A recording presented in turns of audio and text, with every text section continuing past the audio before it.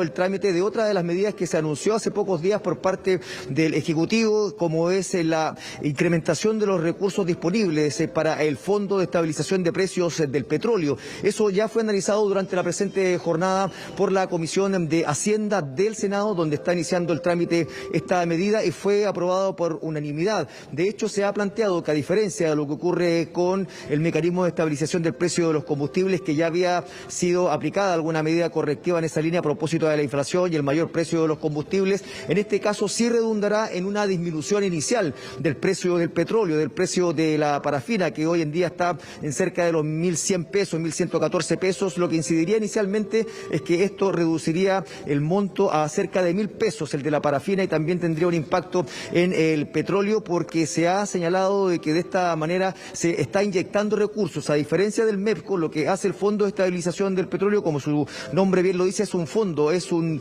recurso que está ahí disponible, es un crédito que se entrega para poder generar esta baja, y esa definición es la que permita que haya una baja inmediata una vez que entre en vigencia ya esta iniciativa que ha sido aprobada, como les decíamos, en la Comisión de Hacienda del Senado, y durante esta tarde, incluso de forma inmediata, va a ser puesta a votación en la sala del Senado. Revisemos algunos análisis que se han dado tras la votación en la Comisión de Hacienda del Senado, en palabras de dos parlamentarios integrantes de esta instancia, como lo es Juan Antonio Coloma y Jimena Rincón. Viene el invierno, las familias lo están pasando mal, la inflación pega en los bolsillos de las familias más sencillas de nuestro país y la clase media. Y por lo tanto, incluir el tema de las parafinas era fundamental. Lo habíamos dicho a raíz del MEPCO, ustedes recuerdan, hace algunas semanas atrás. Y también falta el gas. Y por lo tanto es parte de lo que hoy día se ha abordado en esta comisión, escuchando a la subsecretaria de Hacienda, y esperamos que obviamente se despache lo más rápido posible, es el acuerdo en el Senado, para poder avanzar con una ayuda concreta a las familias de nuestro país. ¿Qué es lo que se ha aprobado el día de hoy? Se ha aprobado el incremento de un crédito. Esto no es un subsidio del gobierno a los ciudadanos, esto es un crédito que se le da mientras la parafina esté con precio internacional tan alto, para poder usarlo dentro de la banda y con eso permitir que las parafinas durante el invierno no suban de los 1.000 pesos el litro. Hoy día depende de la región, pero promedio está en 1.170. Ese es más o menos el precio que hemos visto. Es una cantidad enorme, esto es un 70% más de lo que costaba normalmente la parafina.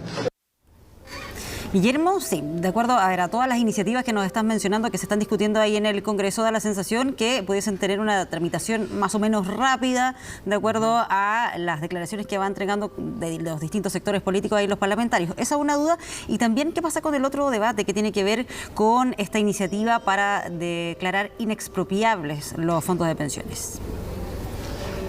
Patricia, respecto a lo primero, claro, tal como tú lo señalas, por ser medidas económicas que van en ayuda directa de la ciudadanía, hay consenso en avanzar en ellas, más allá de alguna u otra observación respecto a quiénes son los beneficiados finales, respecto a esto que ha impulsado el Ejecutivo, pero esto no va a impedir que sean aprobadas rápidamente por su parte, lo que ocurre con el salario mínimo en la Cámara de Diputadas y Diputados y lo que es el Fondo de Estabilización del Petróleo en el Senado, en la Cámara Alta, y eso se da por hecho que ya están los votos. En donde sí hay conflicto y se mantienen las diferencias es precisamente respecto a lo segundo, puesto de que durante la presente jornada va a iniciar su tramitación en la Comisión de Constitución, al menos así está considerado en la tabla, esta reforma constitucional que presentó el Ejecutivo para poder declarar inexpropiables los fondos de pensiones. Cabe recordar que esto surgió a propósito de una demanda de la oposición en torno a lo que fue la discusión de un nuevo retiro del 10% de los fondos de pensiones. Ellos en su minuto habían planteado al Ejecutivo que a través de una reforma que declarar inexpropiables los fondos de pensiones se posibilitaba su voto en contra de un retiro de los fondos de pensiones. Eso ocurrió,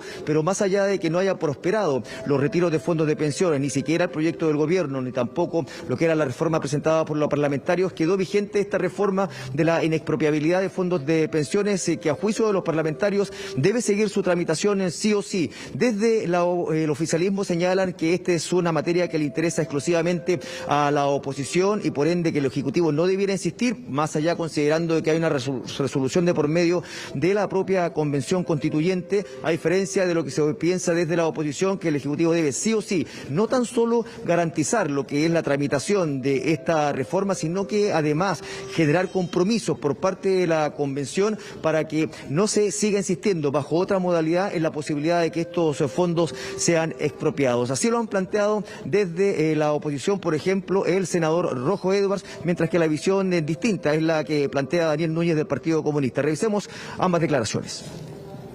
Creo que tiene que ir mucho más allá y el gobierno debe aplicar discusión inmediata, pero además la protección de la inexpropiabilidad de los fondos de pensiones, el ahorro de los trabajadores, tiene que extenderse hacia lo que se llama el capítulo 15 de la actual Constitución para obligar a la Convención Constitucional para que en una posible futura Constitución estén esos fondos garantizados, que nadie los va a robar y nadie va a hacer el topón para adentro. Por lo tanto, si bien es un avance lo que se está discutiendo a través de esta reforma constitucional, debe aplicarse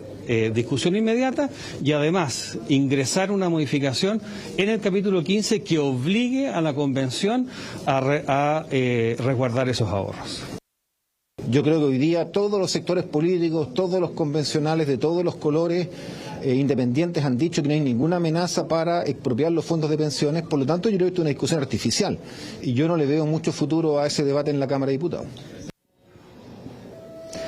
Bueno, ahí están las miradas radicalmente opuestas en torno a lo que significa esta reforma para declarar inexpropiables los fondos de pensiones, pero más allá de lo que es la resolución que debe adoptar la Convención Constituyente, ya es un hecho que esto va a iniciar su trámite en la Comisión de Constitución. Puede que, como muchos otros proyectos, si no se le da prioridad por parte de los integrantes de la presidencia o de quienes encabezan esta comisión, no tenga un trámite más allá de lo que pueda ser la discusión, salvo que también el Ejecutivo se allane a reponer la discusión inmediata o reponer algún tipo de urgencia, pero eso hasta ahora no ha ocurrido, pero de todas maneras ya se ha puesto en tabla y sin lugar a dudas que va a generar reacciones tanto del oficialismo como de la oposición, puesto que es un tema que ha generado varias reacciones y especialmente también entre los convencionales constituyentes. Patricia, Humberto. Así es, muchos temas, mucha actividad ahí en el Congreso. Gracias, Guillermo, por este reporte. Muy buenas.